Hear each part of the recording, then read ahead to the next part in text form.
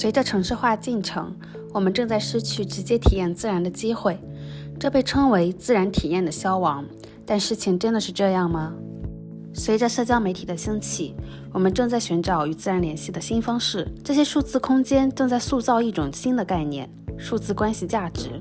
嗨，大家好，我是梁雪媛，我是 Big Five 课题组的博士研究生。我的研究主要聚焦于一款与推特类似的中国社交媒体微博。在微博中，我会探讨，微博是如何塑造我们与自然之间的关系的。微博并非只能用来聊天，它是一个由数百万人分享与自然有关的图像和体验的社交媒体平台。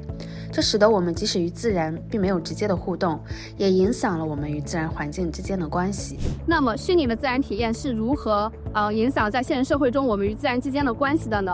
在这个数字社会时代，数字关系价值是否能够影响我们关爱、理解以及体验自然呢？我的研究主要聚焦于分类、识别以及空间评估在微博中的城市自然的社会关系价值。关注我们，获得更多的见解。